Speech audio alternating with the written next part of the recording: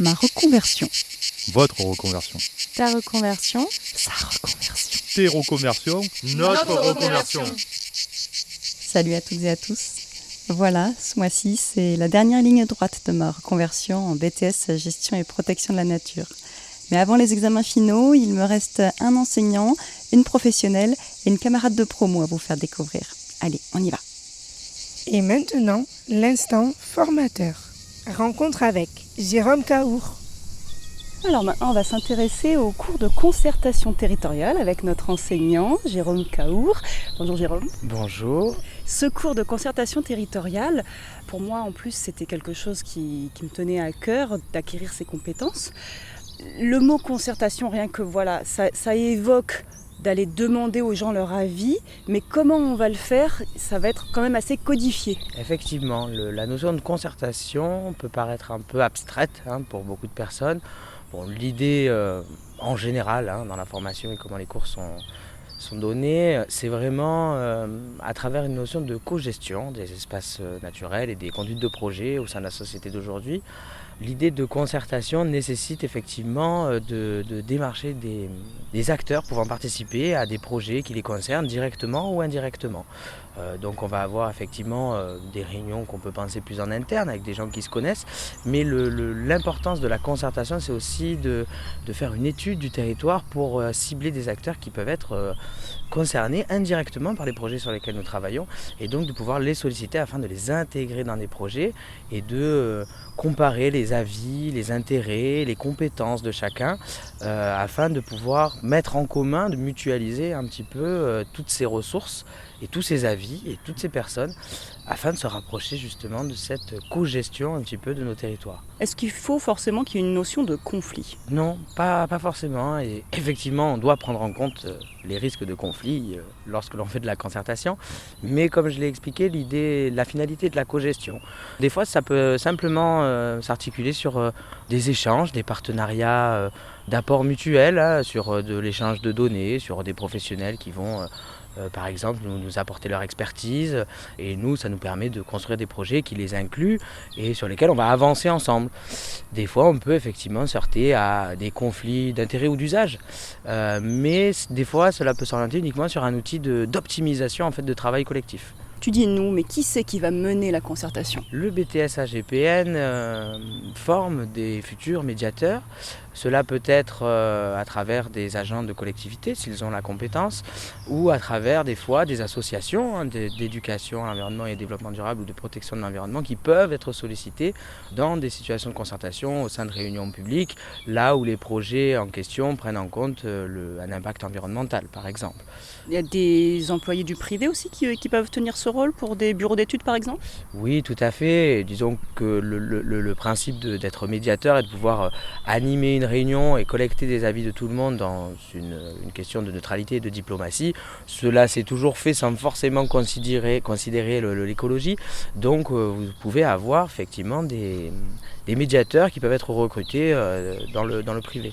Parce que dans le domaine de l'environnement en particulier, c'est vraiment le cœur de la problématique souvent. Effectivement, on sait que notre société n'a pas toujours été très orientée sur la prise en compte de l'environnement, de l'écologie, mais aujourd'hui c'est un problème de société très actuel, et donc on essaie d'inclure à chaque fois le développement durable, l'impact sur nos écosystèmes et la sensibilisation du tout public dans nos projets. Donc forcément la concertation et la qualité de médiation, de médiateurs et de médiatrices s'incorporent à ce BTS de gestion et protection de la nature.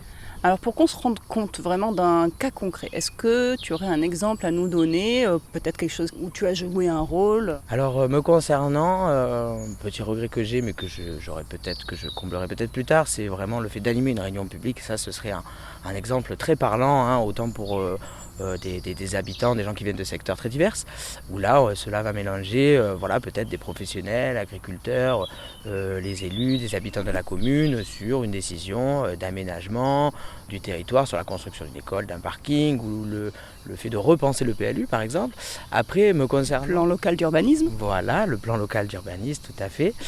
Me concernant, j'ai plutôt assisté à des réunions de concertation entre associations, comme dans le collectif donc, du CIETM dans lequel je travaille, qui est un centre d'initiative à l'environnement donc dans le département du Var, où effectivement nous sommes un collectif qui répond à un appel à projet dans lequel ce collectif donc, est constitué de beaucoup d'associations différentes qui toutes travaillent dans l'environnement mais avec des compétences un peu différentes.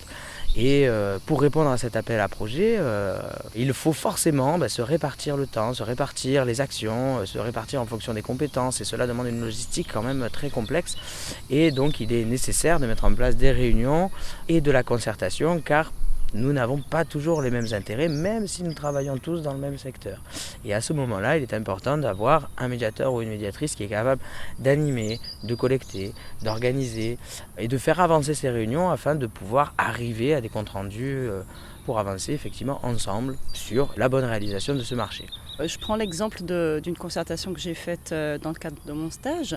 Au début, je me disais, c'est un petit peu du bon sens, c'est du relationnel, je vais les mettre autour de la table, on va discuter. Mais ça va un peu plus loin que ça, c'est-à-dire qu'on a des outils. Et je me suis rendu compte en faisant les outils sans trop y croire, en remplissant des matrices. Pour moi, une matrice, c'est rébarbatif à souhait. Voilà, un tableau, alors un tel, il est comme ci, comme ça.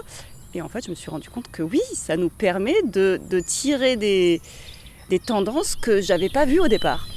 Ce qui est intéressant avec la concertation, c'est que cela mélange un petit peu, si vous voulez, un point de vue humain, d'interaction entre les individus, et comme tu peux le dire, effectivement, du bon sens, du relationnel.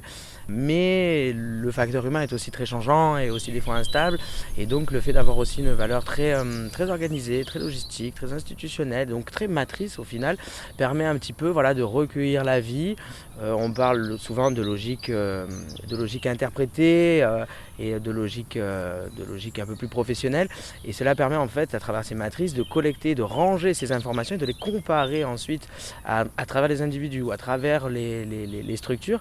Et cela permet en fait de s'orienter sur les grands enjeux, de travailler sur des logiques technico-administratives, des logiques environnementales, des logiques économiques, à travers des logiques exprimées, des logiques explicites. Donc entre la collecte d'informations vraiment très humaines, ressenties, relationnelles, de les ranger dans ces matrices, cela nous permet de nous rapprocher des enjeux et donc de nous raccrocher à des projets plus larges. Donc c'est vraiment ce mélange entre l'humain et la méthode, si je puis dire. Le BTS GPN donc enseigne la concertation, mais en même temps on reste à niveau BTS. Est-ce que les tâches de concertation sont véritablement confiées à des gens qui ont un niveau Bac+2 ? Est-ce que ça ne va pas plus s'adresser à des gens qui ont des études supérieures plus longues ? Cela va dépendre un petit peu du contexte du projet.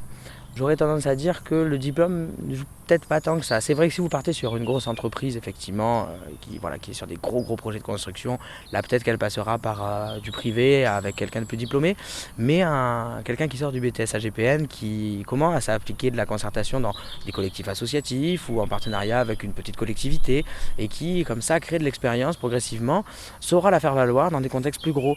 C'est pas étonnant qu'une commune assez grande comme Aix-en-Provence ou Marseille fasse appel à des médiateurs au sein d'associations connues d'éducation à l'environnement et développement durable avec des médiateurs qui ont de l'expérience. Le principe justement d'un médiateur de qualité, c'est quelqu'un qui peut justifier de son expérience à travers tout le relationnel auquel il a pu assister, les conflits, les conciliations. C'est quand même vraiment un métier, si je puis dire, une compétence qui se prouve et où l'expérience vaut plus que la simple sortie de diplôme. Et alors ça peut être un métier en soi, on peut être médiateur, mais il y a aussi, on peut faire de l'animation ou de la gestion d'espaces naturels et à côté faire en plus de la médiation. Tout à fait, vous pouvez être acteur dans la sensibilisation, dans la gestion, dans la logistique, participer au projet, donc on va dire avoir une panel d'outils à votre disposition. Mais il est aussi possible d'être vraiment, de travailler uniquement en qualité de médiateur et à ce moment-là vous risquez d'être plus sollicité ponctuellement par des organismes différents pour des projets différents avec des acteurs différents. Moi je préfère avoir le fait d'avoir plusieurs casquettes, c'est quelque chose que j'aime beaucoup mais que j'aime aussi allier avec d'autres missions, d'autres compétences. Merci beaucoup Jérôme. Merci Annabelle.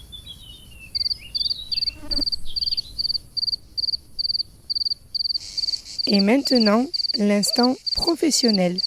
Rencontre avec Magali Ricardi. On est maintenant sur le site de l'écomusée de la forêt méditerranéenne à Gardanne et on est en compagnie de Magali Ricardi, la directrice de l'Institut pour la forêt. Bonjour Magali. Bonjour. Est-ce que tu peux tout d'abord nous présenter ce que c'est l'Institut pour la forêt méditerranéenne et l'écomusée ? Donc l'Institut pour la forêt, c'est une association qui est née en 1989 à la suite des incendies qui ont ravagé la Sainte-Victoire. Donc c'est parti d'une volonté de la région sud et de l'Entente de créer un lieu vitrine un peu de cette forêt qui avait été endommagée par les incendies, avec un endroit, un lieu unique comme l'écomusée. Donc on est un des seuls écomusées sur la forêt en région PACA, avec des soutiens d'institutions mais aussi de professionnels et de particuliers qui ont aidé via un fonds de dotation auprès de la Fondation de France pour créer ce lieu unique qui existe aujourd'hui. Donc nos missions principales sont de valoriser et de préserver la forêt méditerranéenne à travers ce parc forestier de 5 hectares. Cette année notamment, on a la volonté de rénover le parc forestier avec des soutiens aussi de nos institutions publiques. On a pour vocation aussi à accueillir tout type de public, que ce soit des familles, des scolaires, des centres aérés, des IME, des groupes quels qu'ils soient. On a aussi sur place un centre aéré. On accueille 30 enfants tous les mercredis et pendant toutes les vacances scolaires. Un centre aéré exclusivement sur le thème de la nature, qui s'appelle d'ailleurs les Ateliers de la Nature.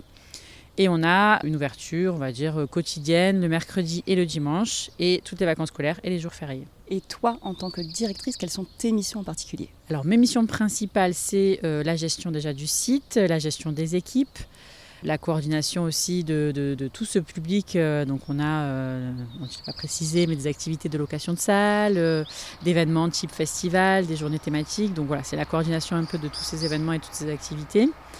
La recherche de financement aussi, c'est une des particularités aussi de la fonction de directrice, donc ça me prend quand même pas mal de temps.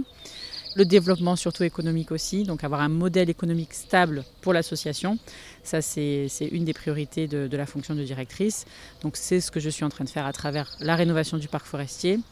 L'ancien directeur aussi avait déjà rénové le musée avec une scénographie fraîchement renouvelée de 2021. Donc là on continue dans cette perspective-là, pour avoir un modèle économique viable et à l'équilibre pour les années à venir. Vous êtes combien de salariés ? On est une dizaine de salariés avec différents pôles. Donc on a le pôle administratif où on est très peu, on est ma collègue et moi.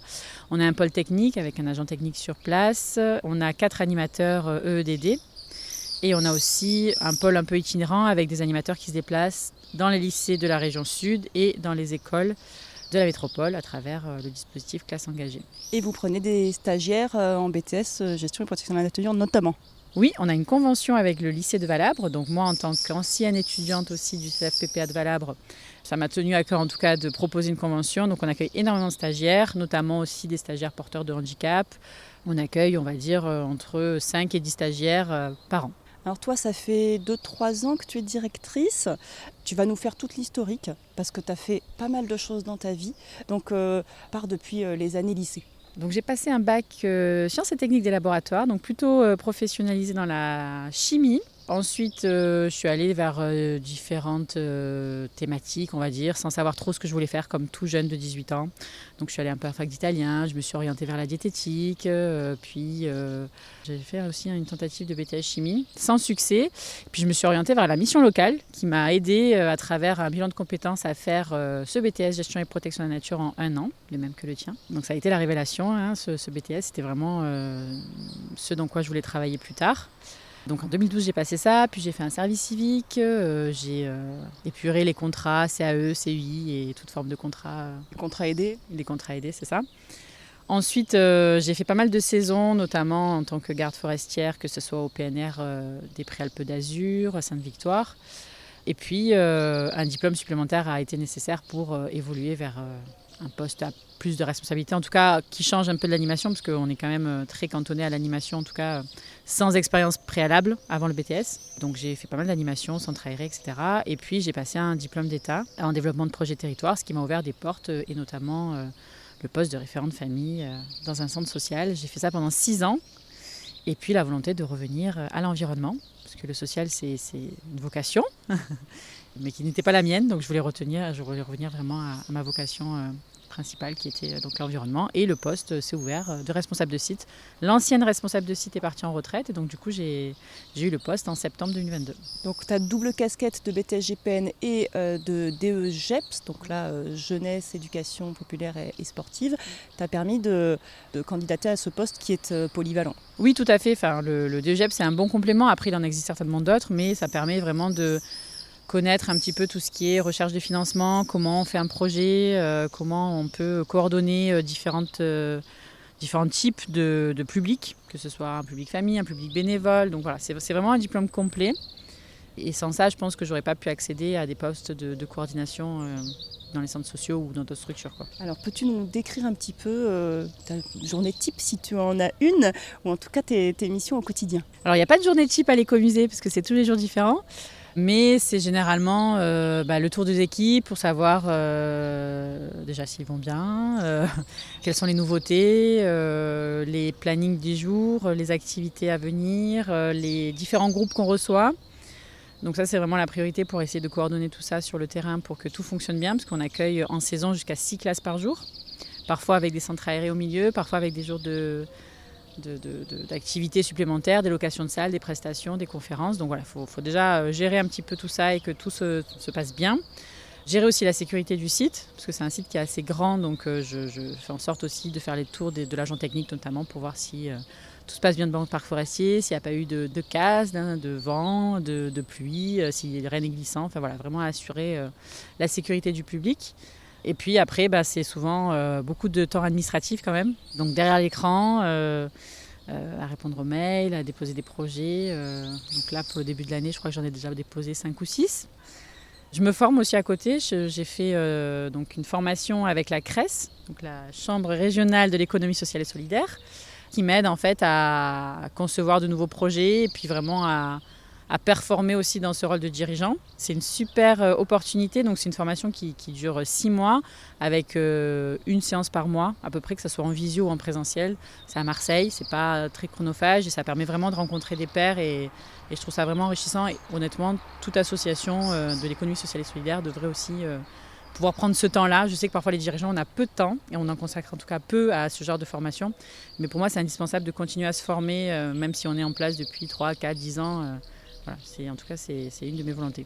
Et il y a 3 ans, en fait, on avait fait un dispositif local d'accompagnement avec France Active. On avait aussi émis 2 projets, donc la rénovation du parc et la création d'une expérience immersive. Et c'est un peu dans la continuité de ce DLA que j'ai eu l'opportunité de faire mon parcours entreprise avec la CRES. Donc tu ne regrettes pas ton orientation qui s'avère quand même assez administrative, beaucoup dans les bureaux, éloignés du terrain quand même? Oui, alors forcément un peu plus administrative, mais en même temps le fait de travailler sur le site de l'écomusée, on est quand même très en contact avec la nature. Je vais tous les jours dans le parc forestier, beaucoup aussi en contact avec le public, donc même si c'est pas moi directement qui fais les animations, on est forcément en contact avec des enseignants, des structures, on fait beaucoup de réseautage aussi, donc c'est ce qui me plaît et non, aucun regret.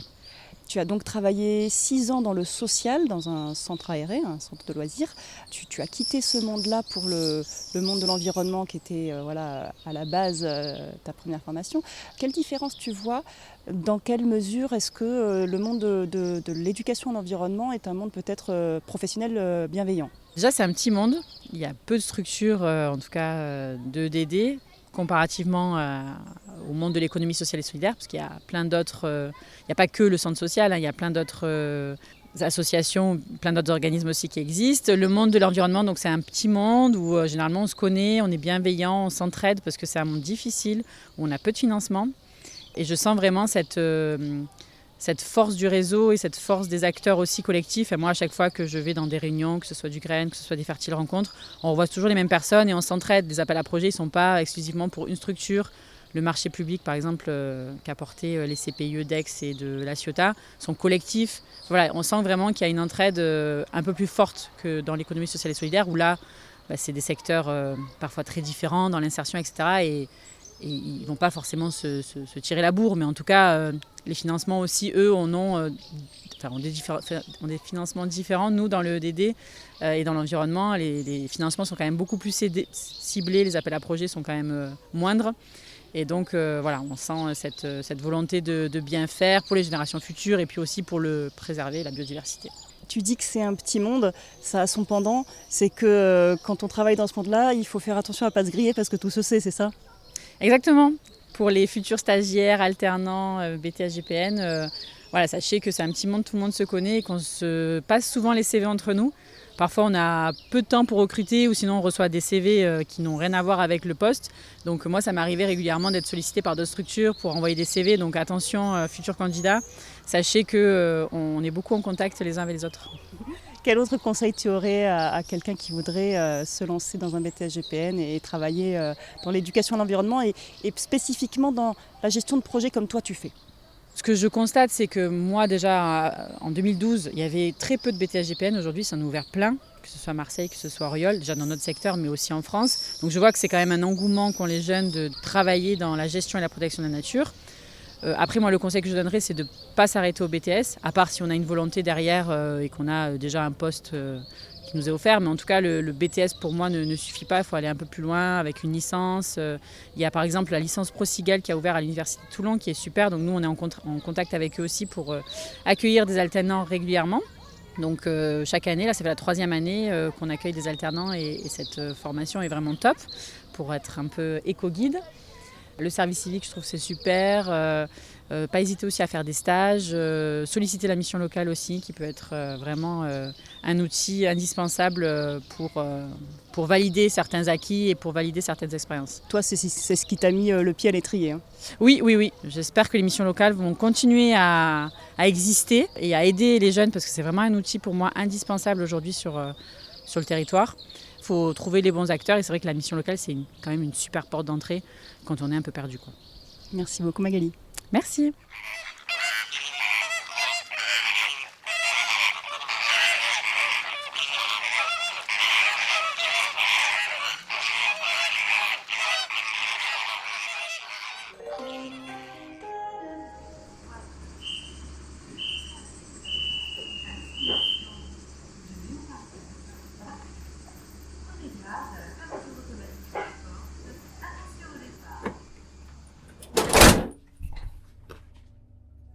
Et voilà, je suis dans le train au départ de la gare de Miramas, direction Lyon-Part-Dieu, mais je vais m'arrêter à Vienne en Isère parce que demain je passe mon examen oral devant un jury de 3 personnes, un professionnel et 2 enseignants. Donc voilà, je suis dans mes petits souliers. Allez, c'est parti.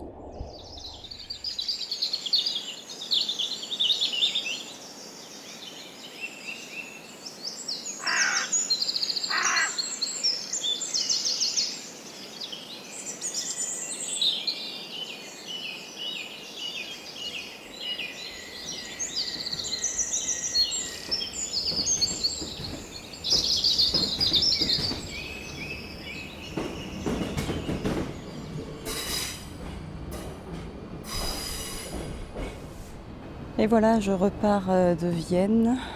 L'examen est terminé. Je pense que ça s'est bien passé, mais c'était difficile. Ils ont posé beaucoup de questions dans tous les sens et des questions assez pointues.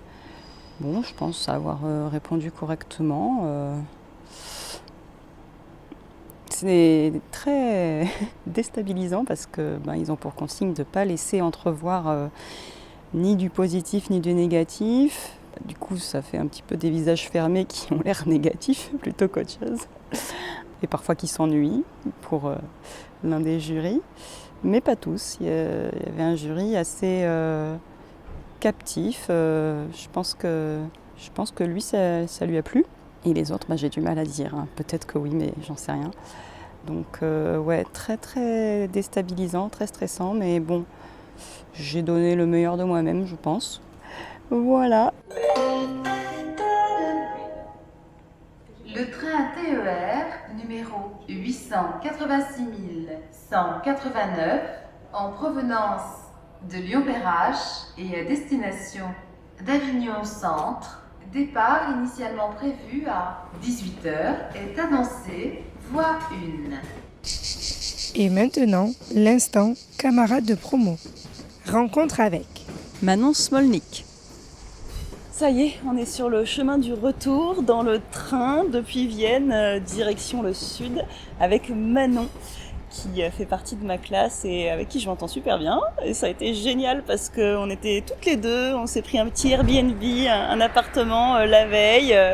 On a révisé, on s'est fait réviser ensemble. Et voilà, Manon, tu es à côté de moi, on sort d'examen, soulagée?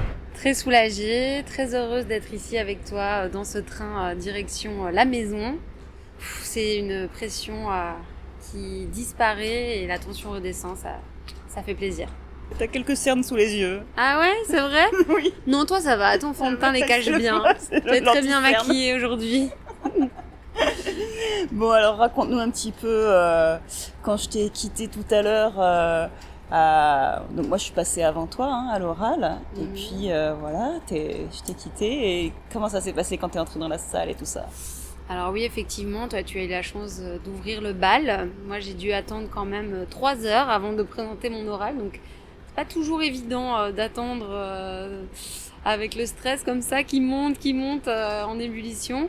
Mais enfin finalement, une fois le moment tant attendu arrivé, ça va, j'étais plutôt calme face à un jury assez bienveillant, un petit peu pointu sur les questions, mais bon, on a l'habitude de se justifier et de trouver une réponse dans tous les cas. Donc voilà, ça s'est plutôt bien passé.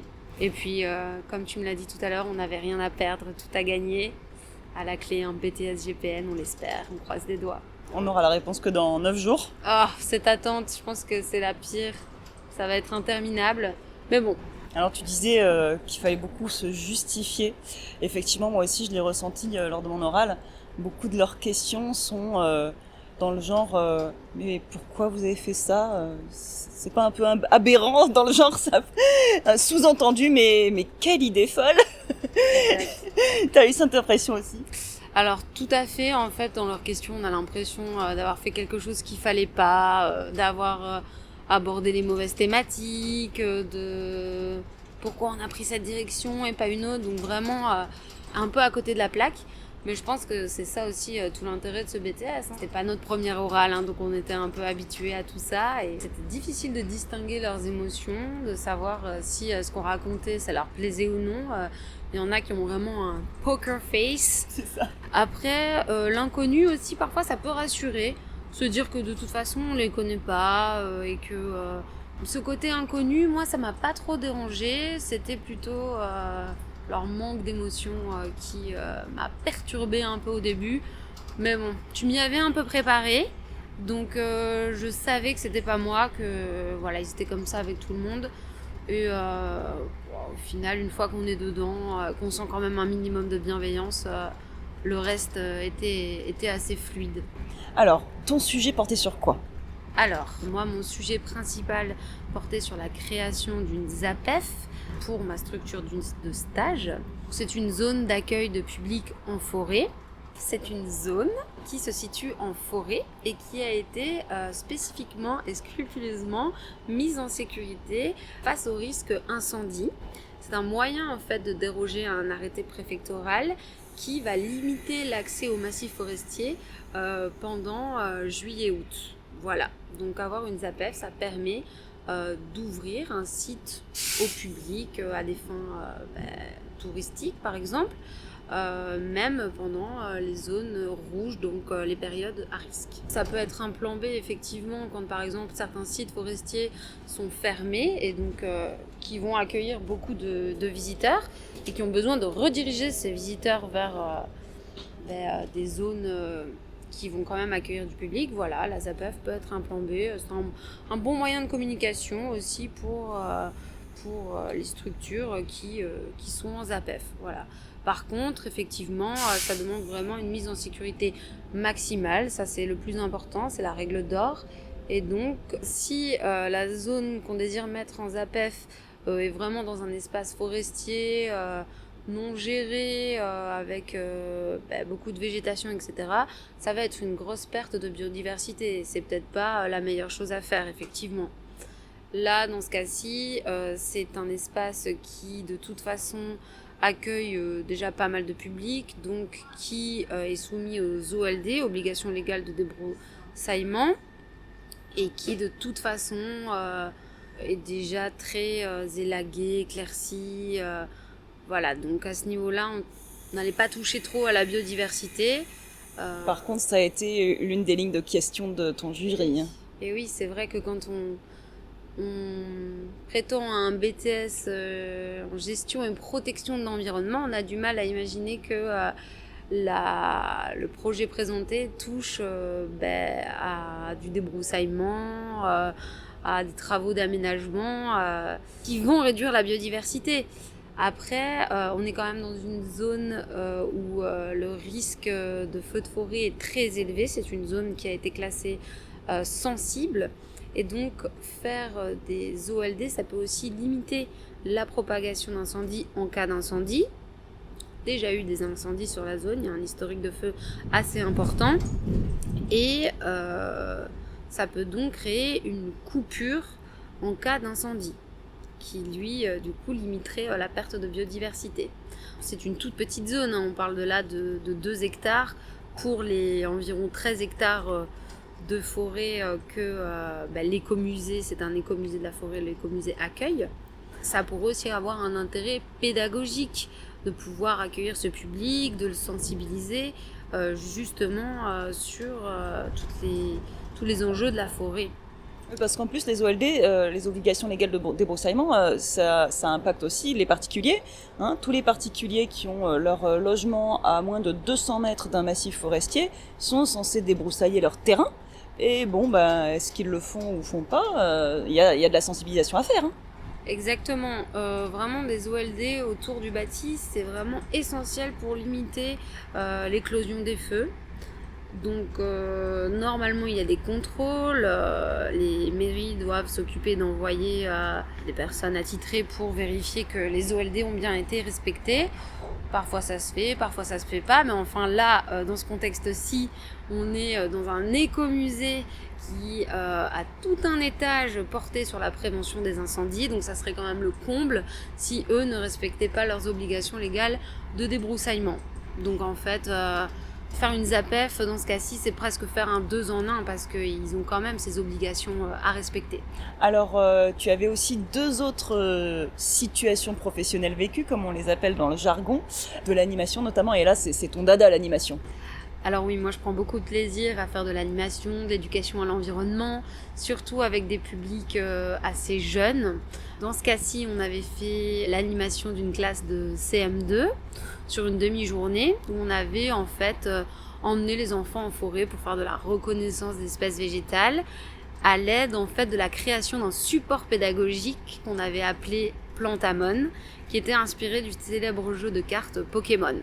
Ça, c'était vraiment super sympa d'emmener les enfants en forêt, de leur distribuer une carte avec un végétal sur la carte, avec le nom du végétal. Et après, ils devaient aller le trouver dans une zone qu'on avait délimitée pour ensuite essayer de le dessiner. Et l'animation se clôturait par un petit concours de dessin. Donc là, il y avait vraiment un côté créatif, ludique, cognitif... même un peu sportif parce qu'il fallait aller d'un végétal à un autre et ça a été un énorme succès chez les enfants. Donc ça, c'était très cool. Et à la fin, ils ont même joué au Pokémon avec vos Plantamon.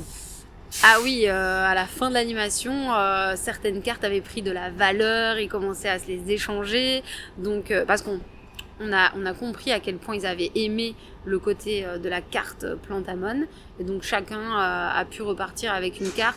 Donc ce côté aussi, pouvoir ramener un petit bout du support pédagogique, ça leur plaît énormément. Ils ont besoin d'avoir un support manuel, voilà. Donc oui, ça avait bien pris.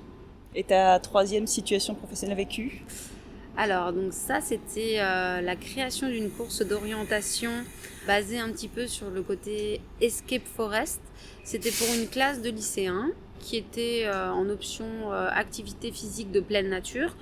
Donc, on n'était pas sur un niveau débutant, on était avec vraiment un public habitué à faire des activités sportives en extérieur.